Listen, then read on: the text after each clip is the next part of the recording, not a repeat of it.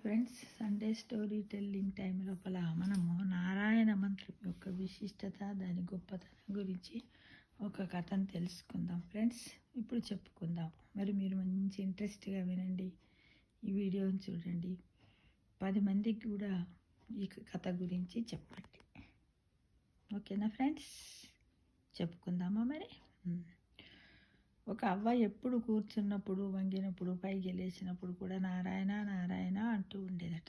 యాక్చువల్గా చెప్పాలంటే మనకు కొంత వయసు వచ్చినాక మనకు చాలా నొప్పులు వస్తాయి. నడుము నొప్పి, కీళ్ళ నొప్పి, జబ్బ నొప్పి, భుజం నొప్పి, ఎన్నో రకాల మెడ నొప్పులు వస్తాయి. అప్పుడు మనకు ఆయాసమైనప్పుడు అలా అయ్యో అయ్యో అంటే అందరు మనల్ని ఇలా చూస్తారు. మనం నారాయణ అన్నాం అనుకోండి, అది నలుగురు వింటారు, నలుగురికి ఆనందంగా ఉంటుంది, మరియు భగవంతుని స్మరించినట్టు ఉంటుంది. అక్కడ మన బ్యాంక్ బ్యాలెన్స్ కూడా పెరిగినట్టు ఉంటుంది. అక్కడ అక్కడ అంటే తెలుసా మీకు? అది ఆలోచించండి. ఓకేనా? అక్కడ అంటే అక్కడ స్వామివారి దగ్గర, మోక్షం మన పర్మనెంట్ హౌస్లో. ఓకేనా ఫ్రెండ్స్? అయితే ఆమె లేచినప్పుడు, వంగినప్పుడు, పెద్దావిడ కదా అవ్వ అనేదట. ఆమె మనవడు విష్ణు ఒకసారి, మనవడి పేరేంటి? విష్ణు. ఒకసారి, ఎందుకవ్వా నువ్వు ఎప్పుడు నారాయణ నారాయణ అంటావు, ఆ నారాయణని ఒకసారి నాకు చూపించు అని అడిగిండట వాళ్ళ మనవడు. నారాయణ ఉన్నాడు కానీ ఆయన మనకు కనిపించడరా నాయన అని చెప్పిందట అవ్వ. అదేంటవ్వా, దేవుడు అంటున్నావు కానీ కనిపించడంటావు నువ్వు? ఉన్నవాడు కనిపించాలిగా మరి. ఏమో, నేను మాత్రము దేవుణ్ణి చూడాల్సిందే అని వాళ్ళ మనవాడు అన్నాడట. నేను చూడాల్సిందే, రేపు నన్ను తొందరగా లేపవ్వా, ఇక్కడ కనబడే దేవుడు మరెక్కడైనా కనిపిస్తాడేమో చూసి వస్తాను నేను అని చెప్పి పడుకున్నా అడట. ఎవరు? విష్ణు, వాళ్ళ మనవడు విష్ణువు మళ్ళీ ఇంకొక మనవడు కూడా ఉన్నాడు, విఘ్నేష్ అని, ఇద్దరు.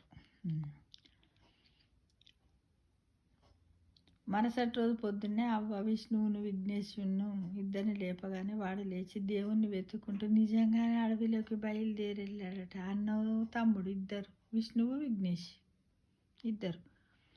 కొంతకాలానికి అడవి దాటి ఒక రాజ్యం చేరుకున్నారట. ఇద్దరు చెరొక వైపు పోయారు, ఒకరు చేరుకున్నారు. అక్కడి రాజుగారింటికి వెళ్ళి, రాజుగారు నేను నారాయణుని దగ్గరికి వెళ్తున్నాను, మీకు ఏదైనా సమస్య ఉంటే నాతో చెప్పండి, దానికి పరిష్కారం కనుక్కొని వస్తాను అన్నాడట విష్ణు. ఆ మాటలకు రాజుగారు, చూడు బాబు, నేను చాలా సంవత్సరాల క్రితమే ఒక చెరువును తవ్వించాను. నీటితో నిండి 10 మందికి ఉపయోగపడాల్సిన చెరువు ప్రతి సంవత్సరము తెగిపోయి అందులోకంత చెడ్డ నీరు వచ్చి నిరుపయోగమైపోతున్నది.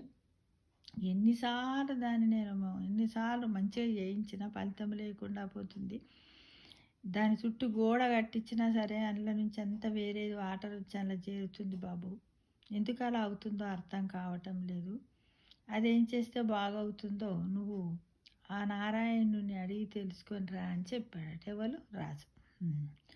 సరే అని ఆ విష్ణువు అంటే వాళ్ళ మనవడు, అవ్వ వాళ్ళ మనవడు విష్ణువు పోతూ ఉన్నాడట. అలా వెళ్తున్నప్పుడు దారిలో ఒక పెద్ద పాము కనపడ్డదట. పాము, బాబు, నువ్వు నారాయణ దగ్గరికి వెళ్తున్నావని నాకు తెలిసింది. చాలా కాలం నుండి నా తల మీద ఒక పుండు ఉన్నది, అది ఎంతకి నయం అవ్వట్లేదు. అది బాగవ్వాలంటే నేను ఏం చేయాలో అబ్బా కొంచెం నారాయణునే అడగవా అని ఆ పాము అన్నదట. ఓ సరేలే, దానికేముంది, తప్పకుండా కనుక్కొని వస్తానని ముందుకు సాగిండట అవ్వ వాళ్ళ మనవాడు విష్ణు. అయితే ఎలాగ పోతున్నాడు కదా, ఇట్లాగ నాకు దేవుడు దర్శనం అవుతాడే, ఏమున్నది, ఒక్కొక్క ప్రశ్న అడిగే దగ్గర 10 ప్రశ్నలు అడుగుతా, తెలుసుకుంటా వస్తా, మళ్ళీ ఇదే దారి వెంబడి వస్తా కదా, వచ్చేటప్పుడు వీళ్ళకి చెప్పుకుంటూ పోతా అనేది అవ్వ వాళ్ళ మనమడు విష్ణు యొక్క ఆలోచన అనమాట. అలా చాలా దూరం నడిచిన తర్వాత విశ్రాంతి తీసుకుందాం అనుకొని ఒక చెట్టు కింద ఆగిండట. అది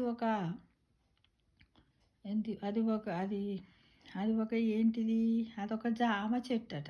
అదొక జామ చెట్టు అట. అయితే ఆ చెట్టు నిండా జామ పండ్లు చాలా ఉన్నాయట. ఒక్క పండు తిందామని ఏం చేశాడట, విష్ణు ఎక్కి ఆ పండును తెంపిండట. తెంపగానే ఆ పండు లోపల అన్ని పురుగులే ఉన్నాయట. లోపల మొత్తం అంతా కుళ్ళిపోయి ఎప్పటికీ. గట్టిగా ఉన్నప్పుడు తెంపితేనేమో చేదుగా ఉంటుంది, కొంచెం మక్కినాక తెంపితేనేమో దాంట్లో పుండ్లుగా ఉంటుందంట. మళ్ళీ తిని చూద్దామా అంటే వగరుగా ఉంటుందట, చేదుగా ఉంటుందట. ఏమిటది? ఈ జామ పండ్లన్నీ చేదుగా ఉంటాయా అని పైకి గట్టిగా, అబ్బా ఏంది జామ పండ్లు గిట్లున్నాయి ఏంది అని గట్టిగా విష్ణు అన్నాడట. విష్ణు ఎవరు? అవ్వ వాళ్ళ మనమడు విష్ణు, పెద్ద మనమడు. అప్పుడు ఆ జామ చెట్టు మాట్లాడింది, చూడు బాబు, నువ్వు నారాయణ స్వామి దగ్గరికి వెళ్తున్నావని తెలిసి నాకు సాయం చేసి పెట్టు. ప్రతి సంవత్సరం నేను చాలా కాయలు కాస్తున్నాను. ఒక సంవత్సరంలో అందరికీ తెలుసు జామ చెట్టు 2 సార్లు కాస్తుంది. కానీ నా పండ్లన్నీ చేదుగా ఉంటున్నాయి, పురుగులు ఉంటున్నాయి, వగరుగా ఉంటుందని ఎవ్వరు ఇష్టపడటం లేదు. ఏం చేస్తే నా బాధ తీరుతుందో ఆ స్వామిని కాస్త అడిగిరా బాబు అన్నదట. సరే అని విష్ణు మళ్ళా, సరేనమ్మా మంచిగా తెలుసుకొని వస్తాడు, మలవేటప్పుడు చెప్పుకుంటూ పోతా అని నడుచుకుంటూ మళ్ళీ ప్రయాణమే వెళ్ళిపోతున్నాడు. కొంత దూరం పోయిన తర్వాత ఒక మల్లె చెట్టు కనిపించిందట. చాలా మల్లె చెట్టు నిండా మొత్తం తెల్లగా సువాసన, తెల్లగా పువ్వులు ఉన్నాయట. ఎంత అందంగా ఉందంట మల్లె చెట్టు. దాని దగ్గరకు వెళ్ళాడట. చూస్తూ ఉంటే అంత బాగున్నప్పుడు, మనం పోతున్నప్పుడు ఒక మల్లె చెట్టు కానీ గులాబీ ఎవరిన చెట్లు అందంగా విరబూసింటే మనం ఏం చేస్తాం? ఒక్క నిమిషం చెట్టు దగ్గరకు పోయి ఆగి చూసి కళ్ళారా మనసారా చూసి వెళ్తాం. అలానే ఈ బాబు కూడా, ఎవరు ఈ బాబు? విష్ణు అవ్వ వాళ్ళ మనమడు. నేను ఇన్ని పూలు పూస్తాను కదా, ఎవ్వరు నా పూల కోసం రావట్లేదు, ఈ ఒంటరితనాన్ని భరించలేకపోతున్నా, నువ్వు నారాయణ దగ్గరకు వెళ్తున్నావు అని తెలిసింది, ఏం చేస్తే ఈ బాధ దూరం అవుతుందో ఆ నారాయణ అడిగి కనుక్కొని రావా అన్నదట. ఎవరు? మల్లె చెట్టు. ఎందుకంటే ఈ మల్లె చెట్టు ఎక్కడుంది? మామూలుగా ఊర్లో ఉన్నట్టయితే ఏమైనా మన జననివాసానికి పరిసరాల్లో ఉంటే ఎప్పుడో అందరు తెంపుకొని పోదురు. కానీ ఉన్న చెట్టు ఎక్కడుంది ఇప్పుడు? ఈ పాపం అడవి లోపల ఉన్నది కాబట్టి అడవికి ఎవరు వస్తారు? తక్కువ మంది వస్తారు. వచ్చినప్పుడు అటువైపు వచ్చిన వాళ్ళు ఎంత తక్కువ ఉంటారు. ఏమో గీ అడవిలోకి మల్లెపూల చెట్టుని పూలు తెంపుకుంటే ఏమైద్ది అనే వాళ్ళు కూడా ఉంటారు. ఏంటిది, అమ్మో తెంపుకుంటే ఏమవుతుందో అని భయంతో ఉన్న వాళ్ళు కూడా ఉంటారు. చాదస్తం ఉంటుంది, వాళ్ళకి అన్ని అనుమానాలు ఉంటాయన్నమాట. వాళ్ళు తెంపుకోవచ్చు, తెంపుకోకపోవచ్చు కదా, మన ఆలోచన ప్రకారంగా, అంతే కదా. విష్ణు అది ఒప్పుకొని మళ్ళీ ముందుకు పోతూ ఉన్నాడట. తర్వాత అతను నారాయణ నారాయణ అనుకుంటూ ముందుకు వెళ్ళిపోయిందట. ఎంతో చాలా దూరం పోతున్నాడు కానీ దేవుడు దొరుకుతలేడు. వీళ్ళందరూ పలకరించే వాళ్ళు మాత్రం దొరుకుతున్నారు. పోతున్నప్పుడు అలసిపోయిందట. కానీ ఎక్కడికి వెళ్ళి దేవుని తెలుసుకొని నేను పోవాలి. ఎందుకంటే వాళ్ళ తమ్ముడితో కూడా ఛాలెంజ్ చేశాడు. ఒరేయ్ వాడేమంటాడట, కొంత దూరం నడిచి వాళ్ళ తమ్ముడు కలిసట వచ్చి, అన్న ఇక్కడ ఒక దేవాలయం ఉంది, నేను ఈయనే ఉంటాను, మళ్ళీ వచ్చినప్పుడు ఇటు రావే అని ఆ దేవాలయంలో వాడు రెస్ట్ తీసుకుంటుంటాడు అనమాట. వీడు పోతూ ఉన్నాడు. ఎవరు? అవ్వ వాళ్ళ మనమడు విష్ణు. ఇక అలా పోతూ ఉన్న విష్ణుకు ఒకనాడు ఒక ముసలైన కనిపించిందట. ఒకరోజు ఒక పెద్ద మనిషి కనిపించిందట. ఆ తాత విష్ణును ఎరా బాబు అని పిలిచి, నాకు చాలా దాహం వేస్తుంది, తాగడానికి కొన్ని నీళ్ళు తెచ్చి ఇవ్వవా నాయన అని అడిగిందట. సరేలే అని విష్ణు నీళ్ళ కోసం వెతికిందట. దగ్గరలో ఒక చిన్న నీళ్ళ గుంత కూడా, ఒక చిన్న నీళ్ళ గుంత అంటే నీళ్ళతో ఉన్నటువంటి ఒక జలాశయం. మనకి తెలుసు అడవి ఎడారులలో అలానే ఉండే అందులో నీళ్ళు ఉంటాయని కదా. ఎడారుల్లో ఉంటే దాన్ని ఒయాసిస్ అంట. గుంత కనిపించిందంట అతనికి. కానీ నీళ్ళు తీసుకెళ్లేందుకు పాత్ర ఏది లేదు, చేతులు ఏమీ లేదు కదా, ఓ డబ్బా లేదు, చెంబు లేదు, గ్లాసు లేదు, ఏది లేదు. మరి ఎట్లా తీసుకుపోవాలి? పెద్ద మనిషి తాత తాగుతా అంటుండు. కొంచెం ఆలోచించిన మీదట విష్ణువు ఏం చేశాడట చూడండి. ఇక్కడ మనం ఆలోచించినట్టయితే ఏదన్నా ఉపాయం ఉంటే అంటాడు కదా, ఉపాయం ఉంటే ఏదైనా ఉపాయం ఉన్నట్టయితే మనం ఆకలిని ఎలాగన్నా పుట్టించుకోవచ్చు, ఉపాయం అంటే ఎన్ని అపాయాలైనా తప్పించుకోవచ్చు అనేది ఉన్నది కదా మనకు. అలానే బాగా ఆలోచించింది విష్ణు. ఆలోచించి ఏం చేసిండంట, పోయి తాత నీ దగ్గర నగ్గ కండు ఇయ్యవా అని అడిగిండంట. తాత దగ్గర కండువ తీసుకున్నాడు. పోయి ఆ నీళ్ళల్లో వేసిండు, తడిపి తాత దగ్గరికి తీసుకెళ్ళి తాత దీన్ని పిండు నీళ్ళు వస్తాయి, ఈ నీళ్ళను నువ్వు తాగు, పిండుకుంటే నోట్లో పోసుకోమా, అదే ఇట్లా గుడ్డని బట్టి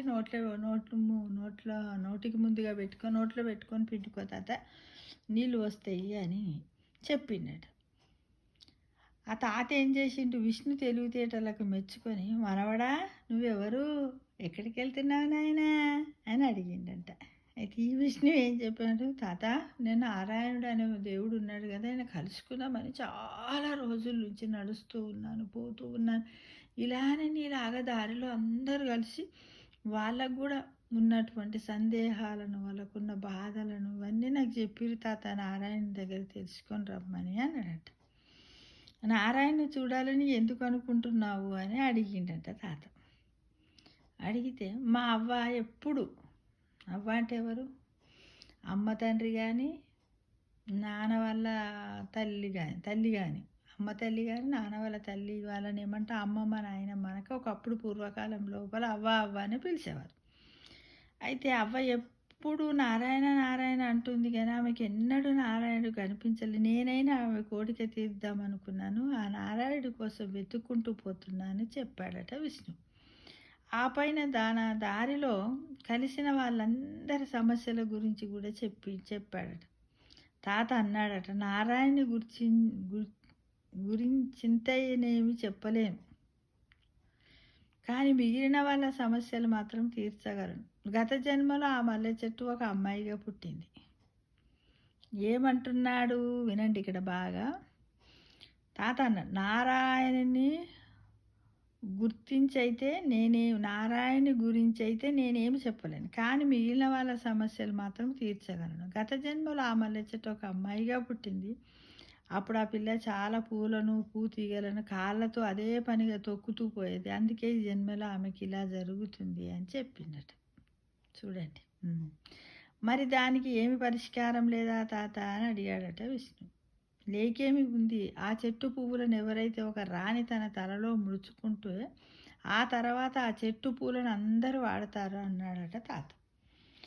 తర్వాత మరి ఇదేంటి జామ చెట్టు గురించి అడిగాడట విష్ణు. ఆ జామ చెట్టు కింద బిందెడు బంగారం ఉంది, దాన్ని తోవలో పోయే దానప్పకిస్తే ఆ జామకాయలన్నీ తీయగా పండుతాయి అన్నాడట తాత.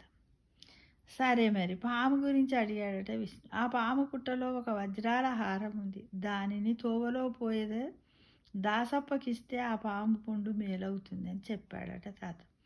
ఇక రాజుగారి గురించి అడిగాడు విష్ణు. రాజు దోవలో పోయే దానప్పను తెచ్చి ఇంట్లో పెట్టుకొని చదివించి రాజుని చేస్తే అతనికి మేలు జరుగుతుంది, సమస్యలన్నీ తీరిపోతాయని చెప్పాడట తాత.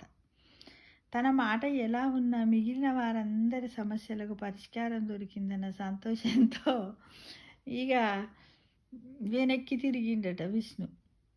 ఇక దేవుని నారాయణుని దర్శనం చేసుకుందామన్నంత ఓపిక లేదు. ఒకటే ఇవన్నిటికైతే సమస్యల పరిష్కారం దొరికిందని వినదు. అయితే మొట్టమొదటి ఎదురైన మల్లె చెట్టుతో చెప్పాడు, ఆ తర్వాత నువ్వు ఈ పువ్వులని తీసుకుపోయి రాజుగారికి ఇవ్వరాదు, వేరే ఎవరో ఎందుకు, నువ్వే నా పువ్వులను తీసుకెళ్ళి రాణిగారికి ఇవ్వరాదు అన్నదట. సరేనని కొన్ని పూలను కోసుకొని ముందుకు పోతూ ఆ తర్వాత ఎదురైన జామ చెట్టుతో దాని సమస్య ఎలా తీరగలదో చెప్పాడు. అప్పుడు జామ చెట్టు ఏమన్నట్టు, వేరే ఎవరెందుకు, నువ్వే తీసుకో అని బిందెడు బంగారాన్ని అన్నదట. సరేనని బంగారం తీసుకొని ముందుకు సాగాడు విష్ణు. ముందుకు వెళ్ళిపోయాడు. పాము తన పుట్టలో పడి ఉన్న రత్నాల హారాన్ని కూడా విష్ణుకే ఇచ్చేసింది. అయితే ఏం చేశాడు, అన్నీ పోయి చివరకు రాజుని కలిసి అతని సమస్యకు పరిష్కారం చెప్పాడు. ఎవరినో తెచ్చి ఇంట్లో పెట్టుకోమనంటే, ఎవరెందుకు, నువ్వే ఉండు మా ఇంట్లో అని అర్ధరాజ్యం ఇచ్చి విష్ణువును అవ్వను తనతో పాటే ఉంచుకున్నాడు. అంతలోనే విష్ణువుకు తన నారాయణ్ణి కలుసుకోలేదని గుర్తుకొచ్చి తన మతిమరుపుకు బాధపడుతున్న విష్ణువుతో అవ్వ అన్నది, దేవుడు ఏ రూపంలోనైనా ఉంటాడు, ఎక్కడైనా ఉంటాడు విష్ణు. కష్టాల్లో ఉన్న వారికి సాయం చేస్తే ఆ దేవుడు మనని చల్లగా చూస్తాడు, ప్రేమతో మనల్ని కనికరిస్తాడు. నువ్వు నారాయణ్ణి చూడలేదని బాధపడవలసిన అవసరం లేదు. నీకు కనిపించిన ఆ ముసలాయన ఎవరనుకుంటున్నావు? ఇంకా అర్థం కాలేదా? ఆ నారాయణుడే అని అవ్వ చెప్పిందట. అంటే మనసుంటే మార్గం ఉండకపోదు. పట్టుదల, మంచితనము, ఓర్పు. ఎవరైనా ఇప్పుడు చూడు, నారాయణ కోసం పోతున్నాడా, నాకు వీళ్ళందరూ చెప్పే సమస్య నాకేం అవసరం, నాకున్న సమస్య నాకు తీరాలని స్వార్థం లేకుండా నిస్వార్థంగా చూడండి. ఇక్కడ ఈ అబ్బాయి విష్ణువు అంటే అవ్వ వాళ్ళ మనవడు విష్ణువు ఎంత మంచితనంతో పోయాడు, నిరాశతో వచ్చాడు. అంటే దేవుడు ఏ రూపంలో ఎప్పుడు ఎక్కడుంటాడో ఏమో తెలియదు. కాబట్టి మానవుల్లో మాధవుని చూసుకుంటూ ఉండాలనేది దీని ద్వారా నీతి అన్నమాట. ఓకేనా ఫ్రెండ్స్?